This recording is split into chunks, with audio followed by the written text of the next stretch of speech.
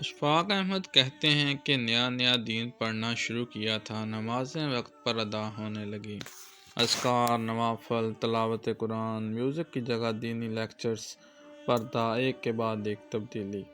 زندگی میں سکون تو تھا ہی، لیکن اب سکون کی انتہا ہونے لگی، تشکر سے دل بھر گیا۔ جہاں ایک طرف سب کچھ پرفیکشن کی طرف جا رہا تھا، وہاں ساتھ ہی ایک بہت بڑی خرابی نے ہلکے ہلکے دل میں سر اٹھانا شروع کیا: تکبر۔ جی یہی شیطان کی چالیں ہیں، اول تو دین کی طرف آنے نہیں دیتا، اگر اس مرحلے میں ناکام ہو جائے تو ریاکاری کروا کے نیکی ضائع کرواتا ہے، دل میں تکبر ڈال کر ضائع کرواتا ہے۔ مجھے یہ تو نظر آتا تھا کہ فلاں 3 ہفتے سے نماز جمعہ ادا نہیں کی تو اس کے دل پر مہر لگ گئی ہوگی۔ مجھے یہ بھول جاتا تھا کہ اللہ تعالیٰ نے ساری زندگی زنا کرنے والی اس عورت کو ایک کتے کو پانی پلانے پر بخش دیا۔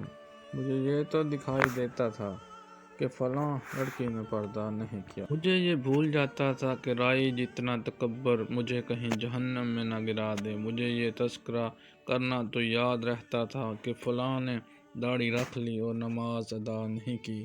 مجھے یہ بھول جاتا تھا کہ کسی کی غیبت کر کے مردار بھائی کا گوشت کھانے کا مرتکب تو میں بھی ہو رہا ہوں۔ یہ سلسلہ کچھ عرصہ یوں ہی چلتا رہا، پھر ایک بار کسی نے بڑے پیارے انداز میں ایک قصہ سنایا۔ قصہ ایک فقیر کا تھا، وہ مسجد کے آگے مانگنے بیٹھا۔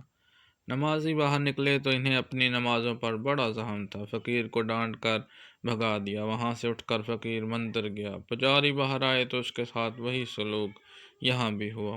تنگ آ کر وہ شراب خانے کے باہر بیٹھ گیا۔ جو شرابی باہر آتا اور اسے کچھ دے دیتا، ساتھ میں دعا کا کہتا کہ ہم تو بڑے گناہ گار ہیں، کیا پتہ تجھے دیا ہوا ہی بخشش کا باعث بن جائے۔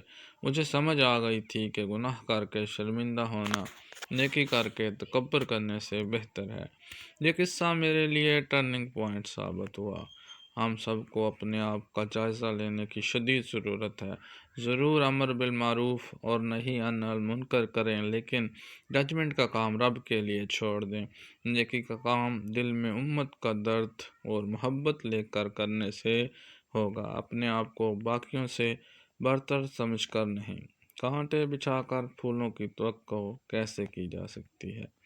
نفرتیں پھیلا کر محبتیں کیسے سمیٹی جا سکتی ہیں؟ دوسروں کی اصلاح کریں، لیکن اپنے رویے پر کڑی نگاہ رکھنا نہ بھولیں۔